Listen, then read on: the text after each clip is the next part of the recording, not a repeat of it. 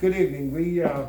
We're here and we welcome to the Facebook page of Rev. Simmons, and we're here with Reverend Tracy Davis to my left, and we're also here with Reverend Hanna, and I'm Rev.Ernest Simmons, and we're here just to talk about the importance of voting with the national election. It's in the stage now. We just want to give some information and perspective from the local standpoint, a business standpoint, and a national perspective, to the members of the church who have asked me about voting. So at this particular time, I'm going to turn to my left, and I'm going to ask Reverend Hanna to give us a perspective why it's important for us to vote in our local governmental elections. Reverend Hanna? Well, good evening, everyone. And I will talk about it from the city standpoint, and then we can branch out to the county and to the state level, because some people hearing this might reside in a county, and then we can move on to the state. And I'll be very generic here, but it's important that we understand first of all, that our votes do count. Every vote counts, and every vote matters, whether you think it does or not. And it affects you at a personal level, and I'll do my best to explain to you how your vote affects you. And so let's begin at the lowest possible level. Most of us in our cities, we have certain offices that we vote for every 2 years or 4 years. Some of those offices are like for the mayor, we have the sheriff, we have the, the treasurer, and other offices of that nature. These are some of the officers that affect you in a very, very special and personal way. For instance, the mayor and the city council members. These individuals affect you because they are the ones that have the power to hire certain positions within the city. Okay. The mayor and the city council have the authority to hire positions like the fire chief, the police chief, and other positions of that nature. Now you say, well, how does that affect me? Because they hire a police chief, then that police chief, and we hear about it all the time in the news right now, that police chief is responsible for operating and hiring and firing members of the police force and vetting those members that are hired and fired within the police force. So he or she that is hired by the police chief has a direct link to you in your community. And the way he or she runs that police department is basically directly related to how and when and who you voted for as mayor of that city and as for council members, because they are the ones who chose the police chief for that office. The same goes with the sheriff. Now you are directly hiring a sheriff. If you live in the county, you're directly electing a sheriff. And the sheriff is kind of an autonomous body. He or she answers directly to you. So when you hire that sheriff, you, the voter, are the ones responsible for being able to fire that individual because you hired him or her. And they have a lot of power, especially if you live in the county. So your vote matters. And if you hire a sheriff, and I'm sure you have seen some in the news lately that spoke out on certain issues, especially with regards to the Black Lives Matter issue, that are not very friendly towards the issue of equality in law enforcement.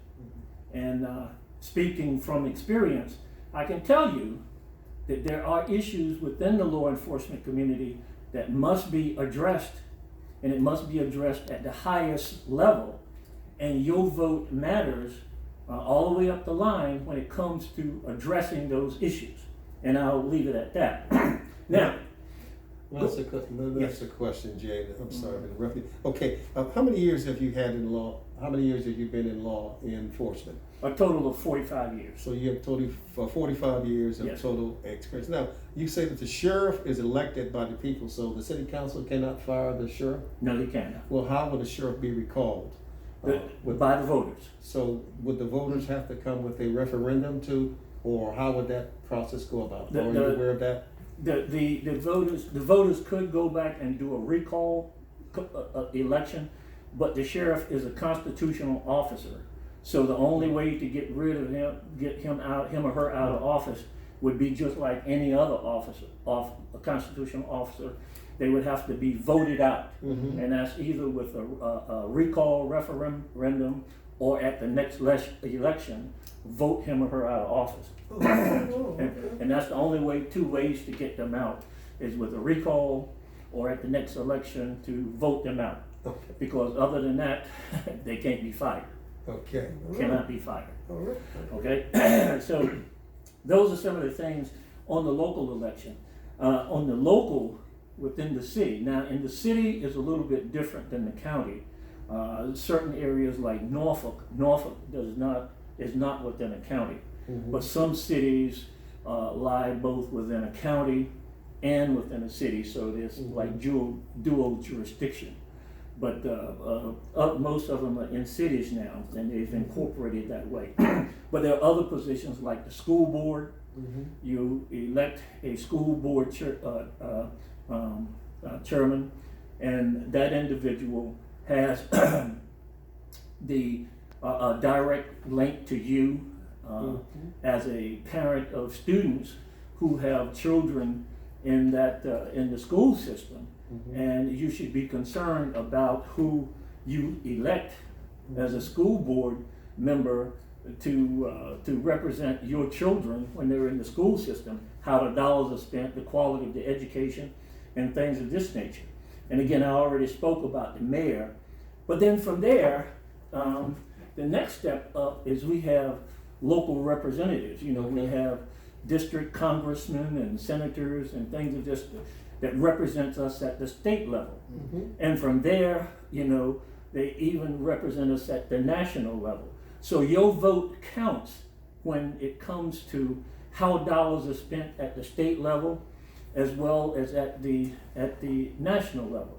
And at the state level, laws that are enforced upon you and upon our family members are generated in there, that are enforced by the law enforcement agencies and other agencies responsible for enforcing ordinances and statutes within the state. Well, if the laws or the statutes that you see that are being enforced on you, if you don't like them, these are the individuals who write these laws and vote on them in the House of Senate and the House of Delegates, and they are the ones who are responsible for that, and we are the ones who elect them. So they have a direct link to us by the statutes that they introduce, you know, in the House of Delegates and the Senate here at the state level. And so we have to be careful who we vote for and who we select, and make sure that they're representing us and representing our beliefs or non-beliefs or whatever the case might be, and that they are enacting laws that reflect our community values and needs. I know that there are some laws that came out recently that created some uproar. Some of them were needed, but some of them I don't think were quite appropriate, and some of them were shot down appropriately. But that's the way it works there. You know, some of the delegates hear something from some of their constituents, and they put forth a bill, and it either goes through or it doesn't. Some of them, I used to read a lot of them, and to me, I wonder where they get the stuff from.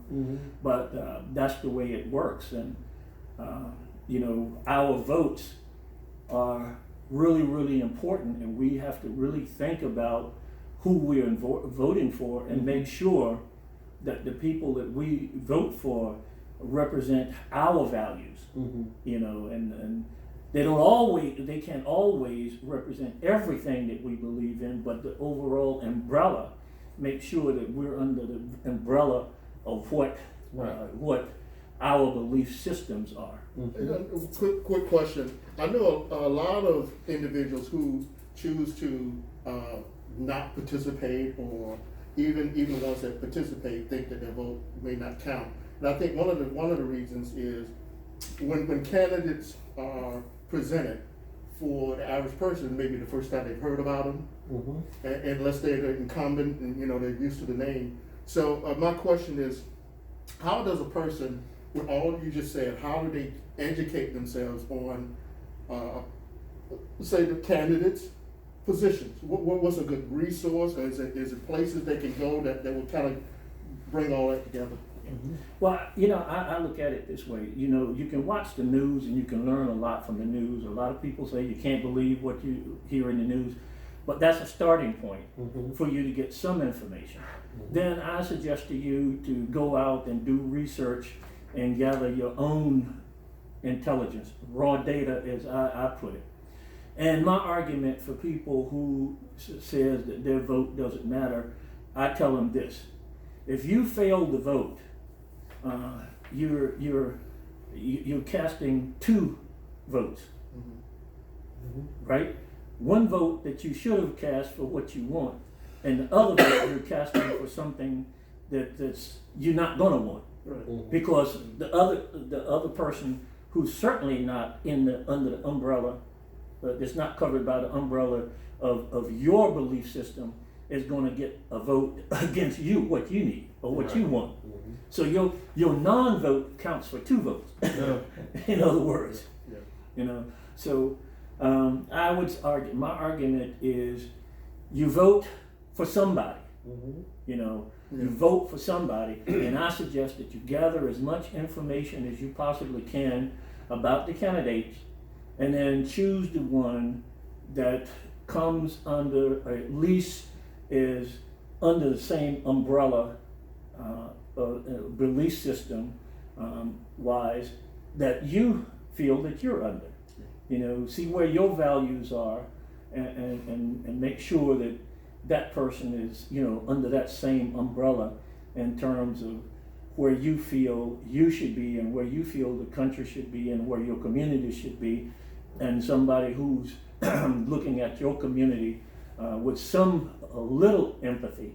If a person cannot see the same things that you see, then their values are so different than yours that I don't think they're under the same umbrella as you are. Oh, excuse me. I think it was, I'm not for sure, but I think it was 2016 or 2017 state election in the state of Virginia where there was a tie. Yes. It was a tie. They were tied for control of the Senate in the state of Virginia, and the winner was determined by a draw, by a drawing. They just picked. Well, it's like pick the straw out of the hat, and one with the bigger straw. So the House of Delegates or House of, but anyway, we thank you for that, Jay, for letting us know that our votes do count. So thank you. We're going to have Reverend Davis to come forth now and just give us why it's important to vote from the economic standpoint, from a businessman's perspective. Sure. I would love to just kind of piggyback on a few things that Reverend Hanna mentioned. There's kind of four things that I think about as a business owner, and I think most of us should think about it, even if you are employed, self-employed, or you have your own business. There's some key things to think about as you think about the election. I'm just trying to draw out at least four things. One is, really, when we think about the opportunities that we have here in America, very few countries can have the opportunity to really vote. So again, it's kind of tying in with what Reverend Hanna mentioned. So it's really it's a civic, not only a civic obligation, but it's a civic opportunity. So that's number one. And I think what it does tie into, just to kind of piggyback on some of the things that we're facing right now as a country, it really kind of allows us to engage in what we consider equal opportunity. Mm-hmm. If you think about some of the things that have happened in history, we know that these opportunities just didn't show up one day. A lot of people died and fought for it. So that's number one. It's an obligation as well as an opportunity.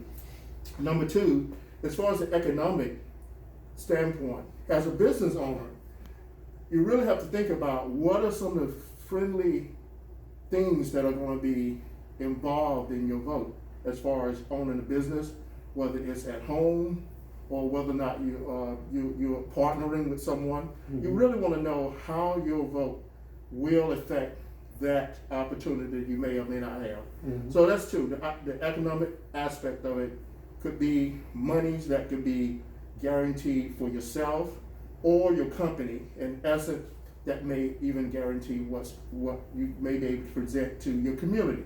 And that's my thought, is your business is what helps a community thrive. And as we know, America is really formed on those ideas about small businesses, and we know that small business owners are the largest employers in the United States. So think about that. That's number two. So the economic opportunities, both individually and communities.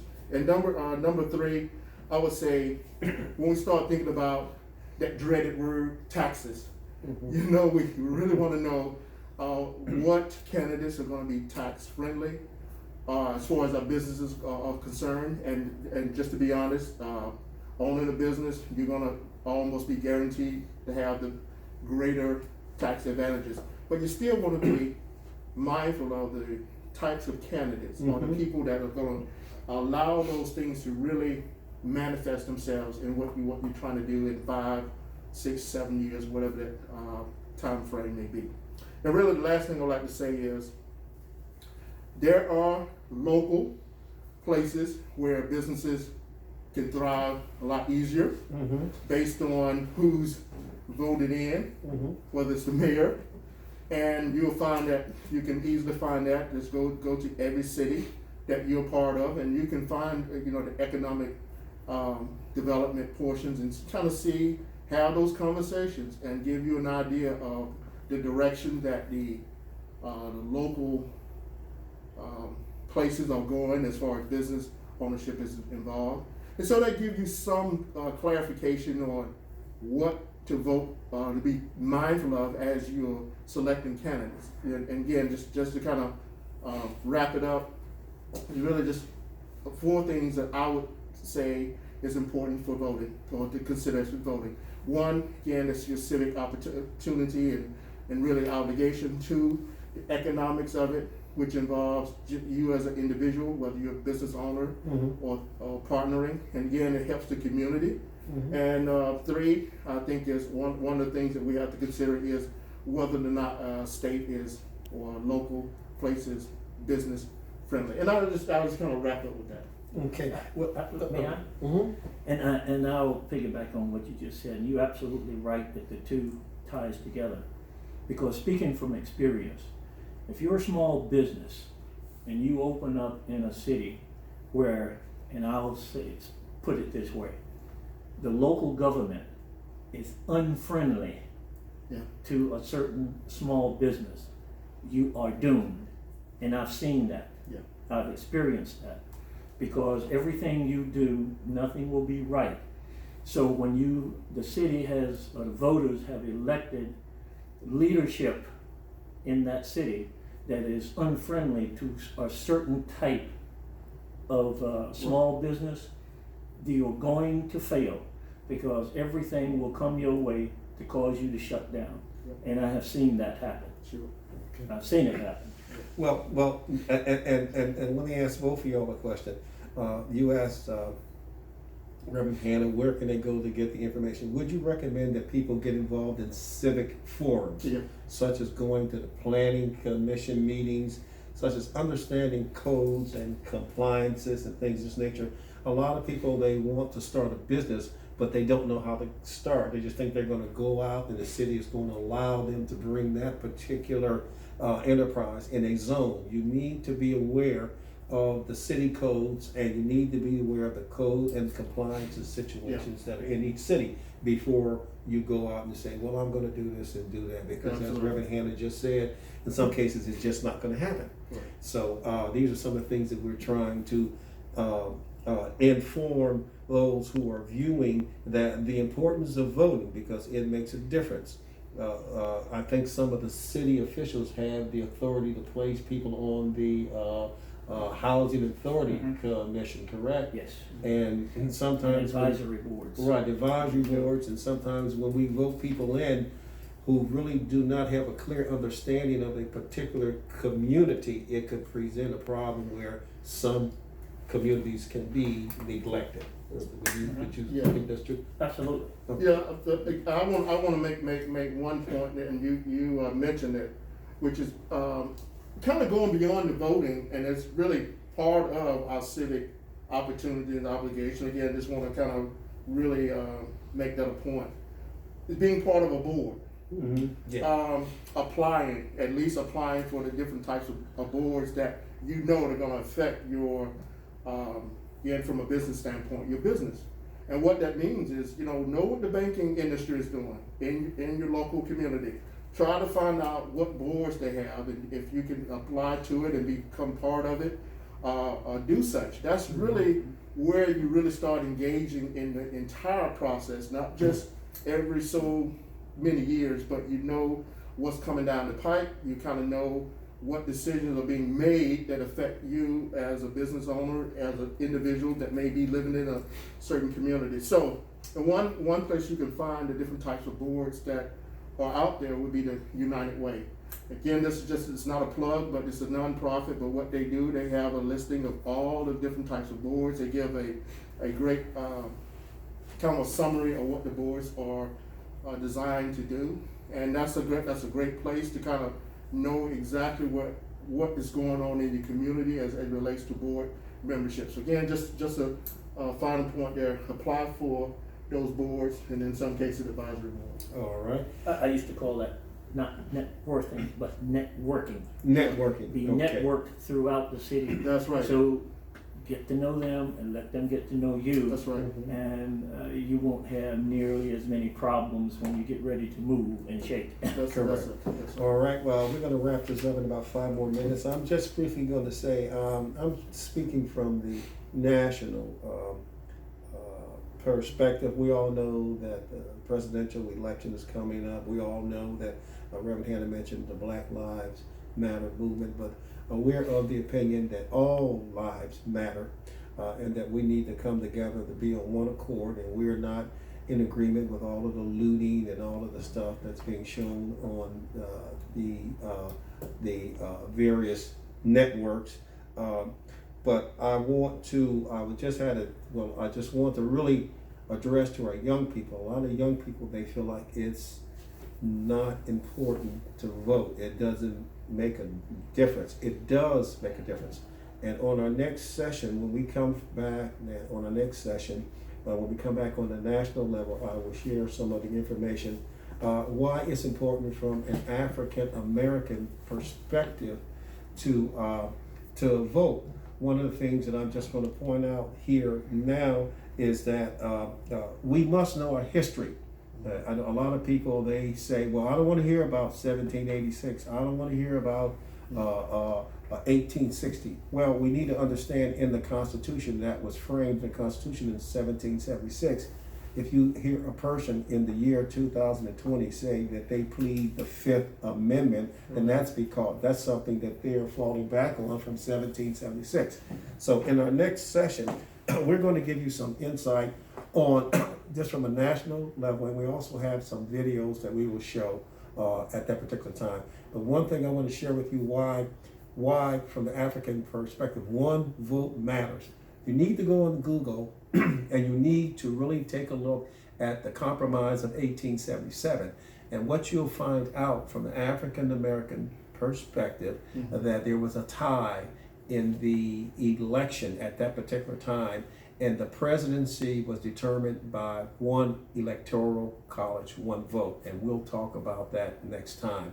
And when that happened, what happened was that the federal troops that were sent in to help all minority and African Americans to gain education, the federal troops that were stopping the people who were suppressing their votes, they were removed from the southern states, and we're in this situation right now because of one vote. So the next time that we have our session, we'll give you more information. I will give you more information. We'll have separate segments, and I'll give you more information on why it's important for us to vote from a national standpoint. So we thank you for listening in to us, and we hope that you would tune in to us again as we go forward in our national election. May God bless you, and may God keep you.